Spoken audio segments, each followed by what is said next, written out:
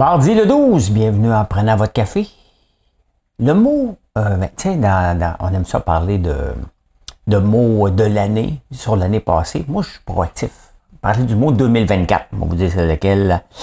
Faire sa propre télé. Hein? De plus en plus de gens font ça. Marc-Claude Barrette en est un exemple. Éric Girard se magasinerait une job, tiens, hein? Au fédéral. Ça va bien. La grève, ça va pas assez vite. Hier, j'écoutais un podcast sur le supermarché Carrefour en France. Je vais vous faire un lien avec ce qui se passe ici. Et le Bitcoin plonge, je suis bien content, ça fait du bien. Et les familles qui ont des enfants de moins de 10 ans sont les pires. Je vais vous dire dans quoi.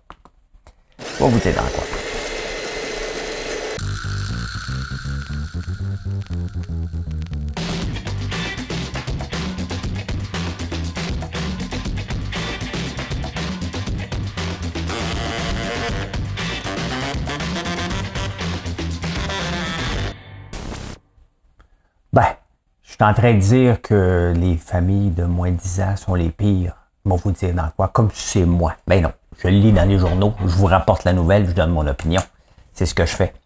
En parlant de donner mon opinion, c'est quelque chose que j'aime faire. C'est pour ça que ce show-là, que vous êtes abonné, vous avez fait un like, laissé un commentaire.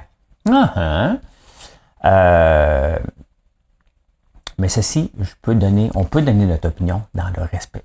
Une des choses que je ne ferai pas, c'est votre job. Ça ne m'intéresse pas. Hein?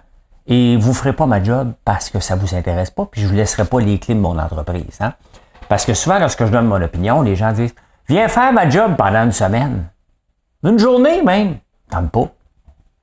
Je n'ai pas étudié là-dedans. C'est pas ça qui me passionne. Hein? J'offre-tu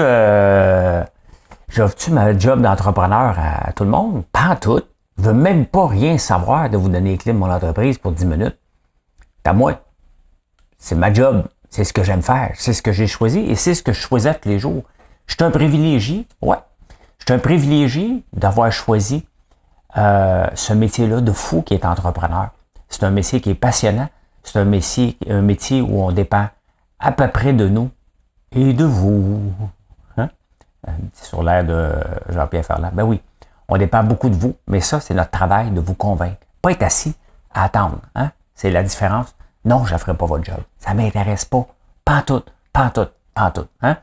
C'est off, si tu ne l'aimes pas, ça, je ne peux pas rien faire. Il n'y a pas une convention collective qui va faire votre plaisir si vous n'aimez pas votre job à ce point-là. Hein? Et dans la même veine, tous ceux qui disent « Regardez les gens qui quittent après 5 ans, avant 5 ans. » C'est partout pareil. Comptable.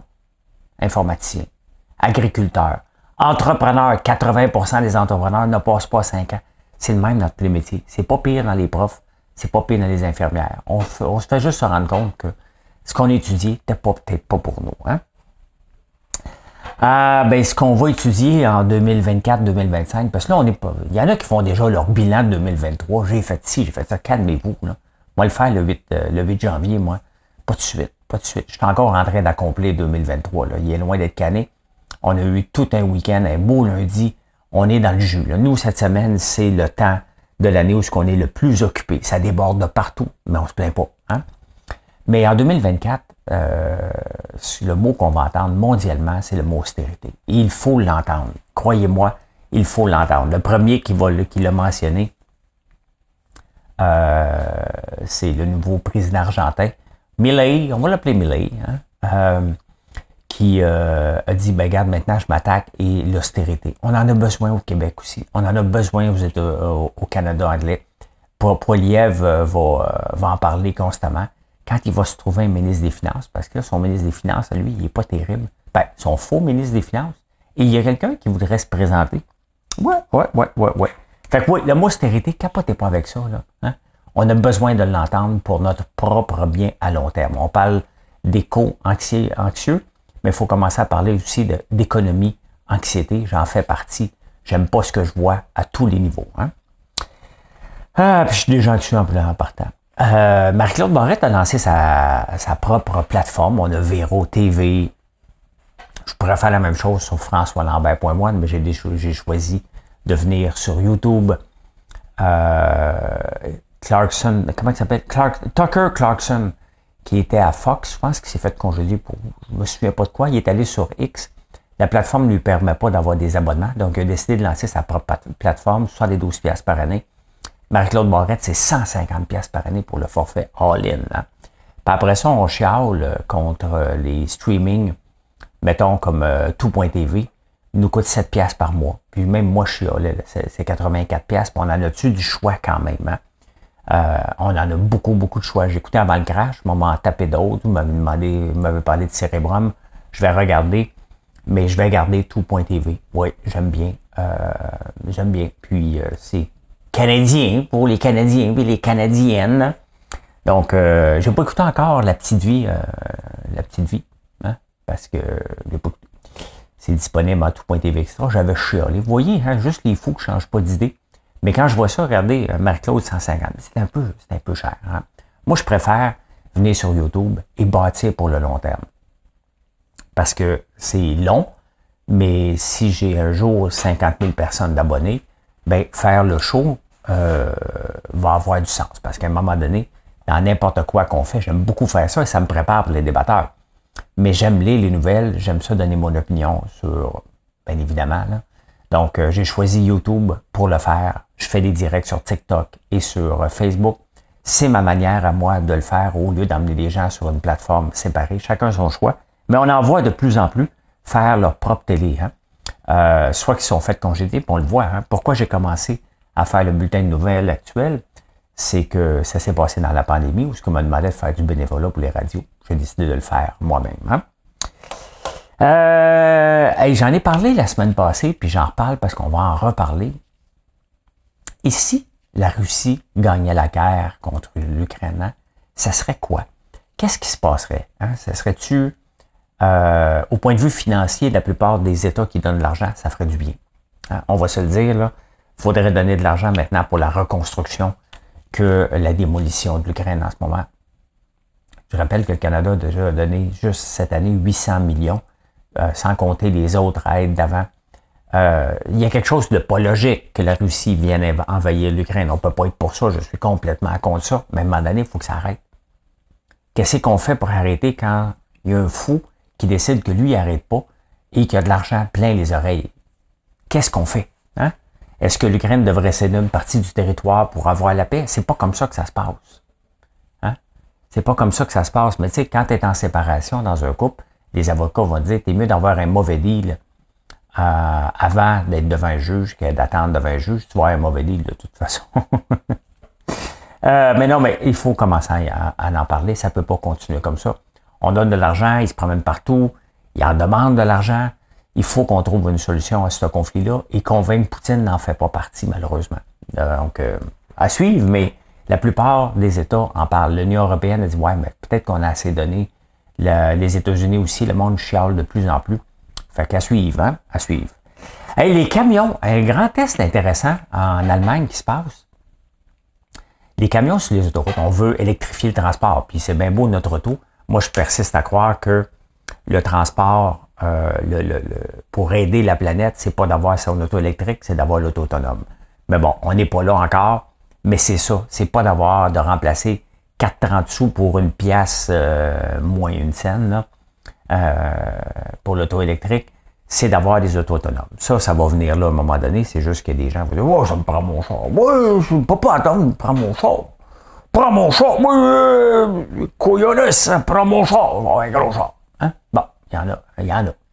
Puis il y a des gens comme moi qui vont dire « Ben, regarde, conduis-moi. Moi, je veux prendre un petit verre de vin avec mon laptop. » Non, mais hein, pourquoi pas, hein, partir en campagne, bien installé, j'exagère pour le verre de vin, mais à peine. Là. On a le droit dans un avion, mais on aurait le droit dans un auto autonome.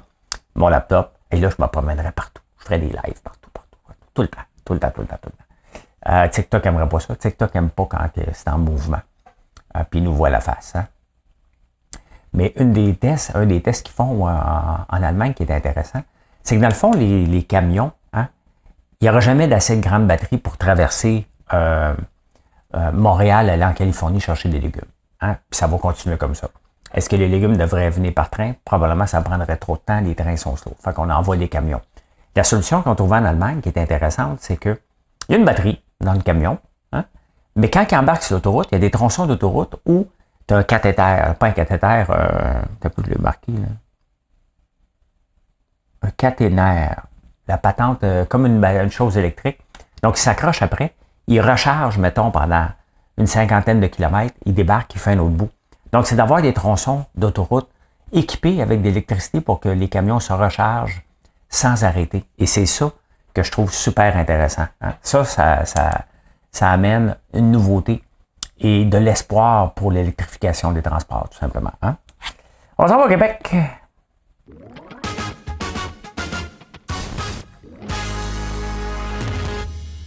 Vous faites votre like. Vous faites votre like. Hein? Éric Girard, ça va pas bien pour la CAQ. Hein? Ça va pas bien. La semaine passée, j'ai parlé que Christian Dubé serait peut-être intéressé à partir. Il a laissé sous-entendre qu'il va terminer son mandat. Il y a Fitzgibbon qui a dit qu'il ne voulait pas se représenter en 2026. Thank God! Éric Girard qui a commencé à magasiner pour aller ministre des Finances à Ottawa. Il s'est fait revirer de bord solide. Il trouve qu'il a fait le tour du jardin à Québec. Là. Il est dû pour une promotion. Moi, je suis François Legault, là. Puis j'entends que mon ministre des Finances se cherche un job ailleurs. Hein? On le congédie dessus.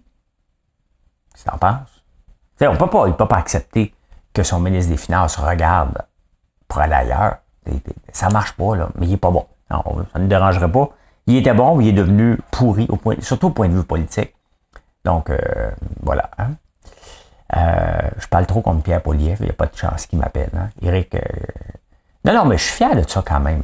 Hein? C'est pas d'être narcissique, là. Je veux dire, le Parti conservateur m'a déjà considéré comme potentiellement ministre des Finances au Canada. C'est un honneur. Hein? J'avais été faire un discours sur les finances du Canada. Ça n'arrivera plus, là. Mais je trouve ça intéressant qu'on a déjà pensé à moi pour ce job-là. Hein? Mais non, je vais continuer à faire ce que je fais. Le mieux, je pense, et ce que j'aime le plus faire, c'est de faire développer ma ferme, développer les produits qu'on fait et viser l'international d'ici 3-4 ans. Hein? Donc, voilà. Et la grève, ça va pas assez vite au goût des grévistes. C'est pas parce que tu déclenches une grève que la partie patronale, même si je déteste ce mot-là, se doit de se mettre à genoux et d'avancer plus vite. Hein?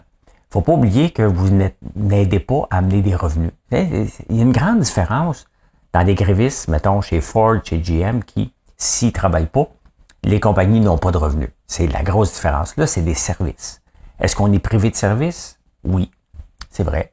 Est-ce que, au point de vue impact financier pour le gouvernement, c'est positif? Dans l'état des finances actuelles, la pause, la grève actuelle a des impacts positifs sur les finances du Québec. Donc, pensez-vous que le gouvernement est si pressé que ça? Hein? Vous avez oublié de tenir ça en ligne de compte. Vous voulez avoir des demandes. Tu sais, la FIC qui demande jusqu'à 50 puis après ça, dit, on a baissé, on est juste à 20 tu sais, demander la Lune pour arriver à une autre Lune plus élevée ne marche pas non plus. Quand tu te lances en grève, il ne faut jamais t'oublier qu'il y a deux parties. Hein? La partie patronale a des objectifs, elle aussi. La partie syndicale a des objectifs. Avant de lancer une grève, il faut voir à quel niveau qu'on est de ces objectifs-là avant de partir en fou. Hein? Est-ce que ça vaut la peine de négocier, puis à un moment donné, tu donnes un coup dur, ou tu y vas all-in? Est-ce que le gouvernement va être pressé de régler cette semaine? Pas. Il y a trop mentionné qu'il faut de l'allègement dans les conventions collectives. Dès que, voyons, si les syndicats ne sont pas prêts à laisser le gouvernement être capable de gérer dans ces établissements, il n'y en aura pas d'entente. Ni cette semaine, il va y avoir une grève illimitée en janvier parce que là, ils veulent être payés pendant le temps des fêtes. Parce que, tu sais, c'est purement stratégique. Donc, il faut regarder, est-ce que ça avance pas assez vite? Ben, ça avance pas assez vite parce que vous faites la crise du bacon. Faut jamais l'oublier, là. Faut jamais l'oublier. Il y a quand même beaucoup d'argent qui se ramasse en dons. 132 000 que j'ai vu pour les aider aux professeurs. C'est un peu scandaleux. Je pense que 132 000 $, le syndicat l'avait pour l'offrir aux professeurs. Hein. Sans avoir de fonds de grève, je pense qu'il pourra offrir un petit montant chaque jour pour aider à payer l'épicerie parce que c'est bien évident qu'ils ont besoin d'argent pour payer leur épicerie. Hein. On va au Québec. Pas au Québec, être tombé sur la tête.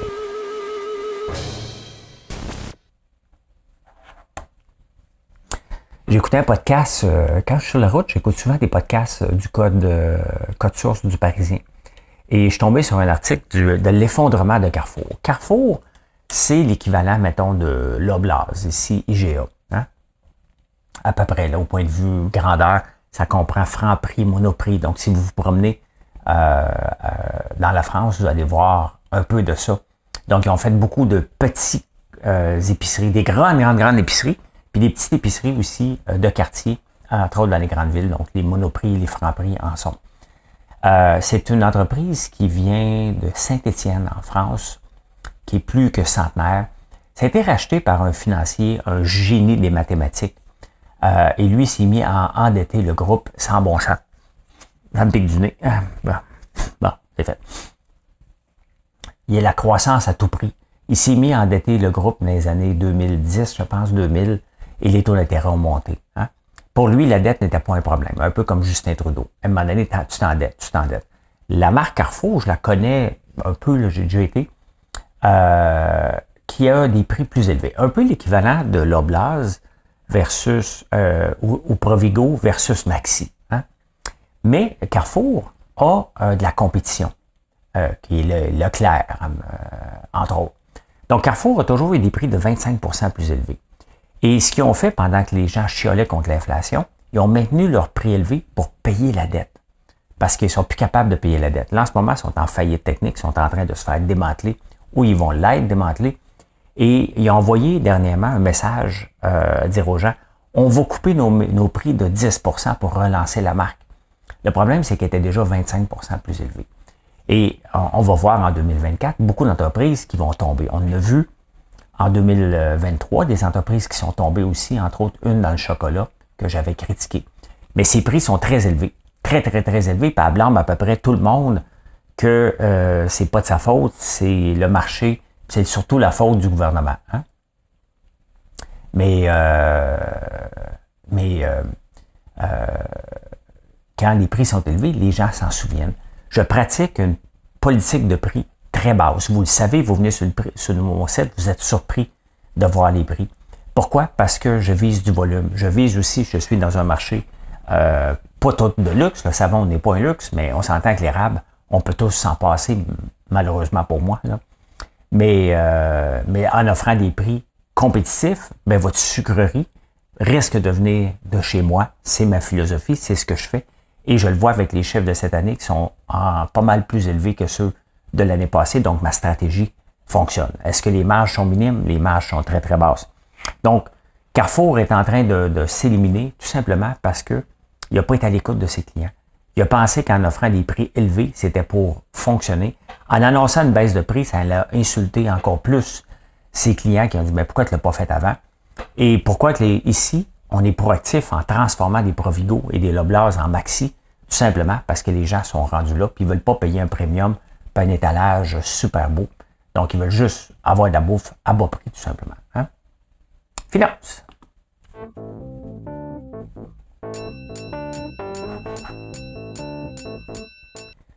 Tout ça pour dire ne jamais prendre notre client pour un imbécile. Hein? C'est un peu ce que Carrefour a fait, a demandé de payer plus cher pour un premium, pour un produit de moindre. Bien là, ça le pète d'en face parce qu'ils ont pris leurs clients pour des imbéciles et des vaches à lait. Jamais faire ça. Hein? Hey, les restos, il va en avoir un méchant paquet, malheureusement, qui va faire faillite en 2024. La baisse était quand même assez élevée. Hein? Pourcentage de faillite, l'augmentation des faillites dans les restos en 2023, 82%. Et l'achalandage est vraiment beaucoup à la baisse. Mais c'est sûr que ça coûte de plus en plus cher. Hein? On en a moins pour notre argent, tout simplement. La température n'aide pas. Quand il pleut, on ne sort pas. Il y a beaucoup d'annulations pour les parties de bureau. Donc, les entreprises sont plus serrées. Donc, tout ça mis ensemble sont le dernier maillon. Hein? On va au resto, mais on n'est pas obligé d'y aller. Là. Hein? On peut se faire venir à la maison. Uber Eats est là, que vous aimez ça ou non. Donc, moi, je commande-tu des fois sur Uber Eats? Presque jamais. Je cuisine pas mal. Et la plupart des gens ont recommencé à cuisiner. Je le vois. Parce que mes recettes sont de plus en plus googlées. Bien, les recettes sont de plus en plus googlées et j'en fais des recettes. Donc, Ça m'aide, moi aussi, pour mon référencement, énorme d'ailleurs. Donc, il y a 20% de moins de clients. Et les stationnements à Montréal, ben, la mairesse avait besoin d'argent, donc elle a augmenté les stationnements jusqu'à 23 heures. Là, il y a une partie de blâmer à peu près toutes, sauf nous autres. Hein? Donc, il y a certains restaurants qui fonctionnent, d'autres qui ne fonctionnent pas, mais il faut qu'ils regardent aussi. Tu es dans un marché de luxe. Donc, il faut que le mot se passe, que ça ne coûte pas la peau des fesses aller manger là-bas. Il y en a un autre qui ferme à cause sur une boutique de chaussures qui annonçait qu'il fermait sur Henri Bourassa à cause de la venue l'année prochaine du réseau express de vélo. Hein? Il dit, ah ben là, je vais avoir pas de stationnement, je suis tout bien de fermer tout de suite avant de faire faillite. Il n'a même pas essayé. Hein? C'est de blâmer autre chose. Tu sais, à un moment donné, il faut que tu t'adaptes. C'est sûr que si tu vois, ouais, OK, c'est déjà compliqué de stationner ici, les mondes viennent en auto, puis il n'y aura plus de place à stationner. Il faut regarder. Mais il faut arrêter de blâmer tout le monde. Hein? Quand on se lance dans la restauration ou dans l'alimentation, ben on est à l'abri. On n'est jamais à l'abri des mouvements de gens. Moi, j'en connais pas mal moins de gens. Puis moi-même, je vais pas mal moins souvent au restaurant que je pouvais aller avant. Je refuse les invitations d'amis, donc ils ne m'appellent plus. Donc, je ne sais même pas s'ils vont aux autres mêmes. Donc, voilà. Hein? Chop, chop, chop. Hein? Puis je parle pas de se faire chopper. Je parle de le shopping de Noël. Encore en fin de semaine, je regardais Carrefour Laval. Pas de line-up pour rentrer, ce qui est assez surprenant pour cette étape-ci de l'année. Et les chiffres sont sortis. On parle de 11% de moins de magasinage de Noël cette année. C'est quand même assez élevé. C'est énorme, 11% de diminution. Pas dans la bouffe. Les statistiques disent que les gens vont se gâter à la maison. Mais je viens justement de parler des restaurants. Donc, les gens vont se gâter à la maison plus qu'ils vont se gâter en cadeaux inutiles, on va se le dire. Là. Des gadgets. Là. J'en achète même plus avec mes enfants. Là. À l'âge qu'ils ont, ils veulent de l'argent. Puis moi, j'en veux pas de gadgets. Là. Je n'ai pas besoin de pantoute. Donc, quand même. Hein? Mais de la bouffe, par contre, ça oui. Hein, j'y pense. Moi, ma place que je vais tout le temps, dans le temps là, c'est acheter des fromages, faire le tour. Une des places que j'aime aller, c'est la Vieille Europe sur Saint-Laurent. C'est ma place préférée. Aller acheter des huiles d'olive, des différents, pas crotons, mais croutons pour manger avec des pâtés. Tu sais, je pense à ça. Je pense que vous autres aussi. Ma place, moi, c'est la Vieille Europe. Donc, je vais là tôt le matin parce que sinon, il y a du monde en tabarnouche. Hein? Hey, la courbe en N. La courbe en N. Tu sais, à la bourse, on va souvent parler de une reprise en W, une reprise en U, mais il y a aussi la courbe en N qui n'est pas trop intéressante. Et là, je vous présente le lithium. Hein? Ça a monté et là, ça descend aussi rapidement. C'est tout un débarque. Hein? Tout un débarque. Il faut dire que la Chine tousse. Hein? Donc, l'économie en Chine va moins bien et c'est là qu'il se consomme le plus de batteries au lithium. C'est là qu'on en fait plus, c'est là qu'on a plus d'auto. Donc, et aussi, ils ont aussi juste mis à produire trop mondialement. Ça va prendre combien d'années à revenir? Parce que le lithium va faire partie des batteries, à peu près toutes les batteries qu'on a. Sauf que les autres métaux comme nickel et cobalt, ça risque d'être moins populaire parce qu'on parle de batteries au sodium qu'on regarde. Mais il y a une autre batterie aussi qui commence à faire sa place, c'est au fer et au phosphate. Donc, ça existe déjà, mais elle fait de plus en plus sa place. Donc, la demande de lithium est là, est moins là. Pas mal moins là. Donc, j'ai hâte de voir qu'est-ce qui va se passer avec les développements, parce qu'ici, on va en développer du lithium. Là. Donc, est-ce qu'on va arriver trop tard? Est-ce que ça va faire comme les différentes mines qu'on fait ici? Ça fait 8 fois faillite, 8 fois du financement du gouvernement avant qu'on puisse en retirer un profit. À suivre. Le Bitcoin a planté. Je suis content. Puis là, le monde qui tripe trop sur le Bitcoin, on va dire que c'est normal. Le Bitcoin était parti un peu en fou dernièrement. Et dimanche soir, il a pris une débarque. Il a repris un peu, là, mais il a pris toute une débarque. Il a perdu à peu près 10%. Et vous voyez, ça, c'est les cryptos que je suis, qui sont toutes dans le rouge, et ça fait du bien. Ça fait du bien. Le marché de la crypto n'a pas changé. Hein? Ne l'oubliez pas. Et soyez prudents. Il y avait une euphorie de non-prudence, puis moi-même, j'en parle plus. Mes amis me textent parce qu'ils savent que j'ai déjà été en crypto. J'ai encore quelques dollars en crypto que j'ai jamais vendu. Ça vaut pas pantoute. J'ai fait des pertes plus qu'autre chose, mais c'est comme ça. Hein? Donc, soyez prudents. Oui, ça monte puis ça descend parce que l'année 2025 va être belle puis 2024, il n'y a personne qui peut le savoir. Hein? Personne ne peut le savoir. Ça va ou insolite?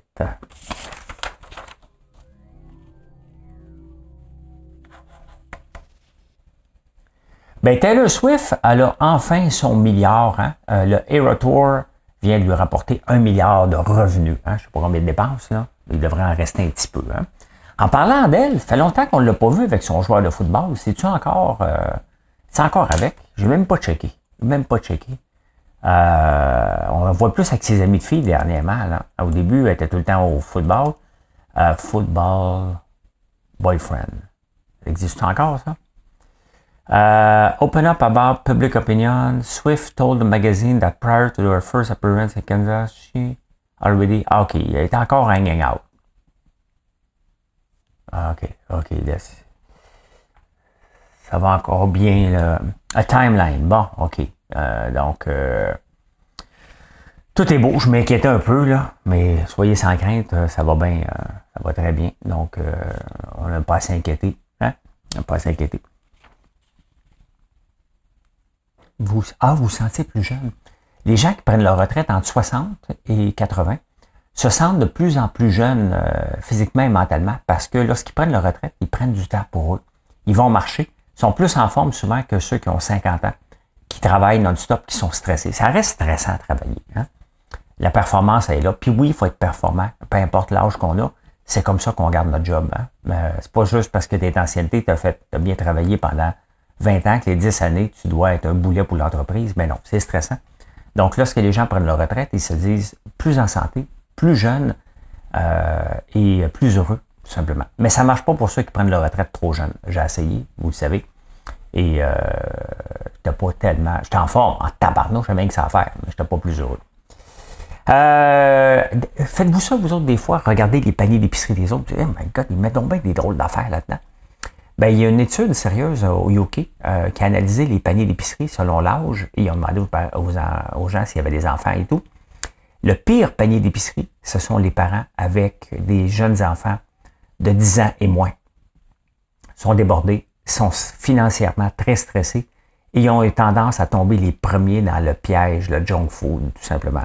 40% de ce qu'ils mettent dans leur panier d'épicerie est considéré de la malbouffe ou inutile pour leur panier d'épicerie. Donc, si tu comptes avec ça, en plus, le gaspillage alimentaire, 40% de ce que tu achètes que tu ne devrais pas acheter, ça commence à faire des économies potentielles pour bien manger et essayer d'économiser. Là. 40%. Hein? C'est normal, on est stressé. Tu as 2 jeunes enfants, tu arrives de travailler.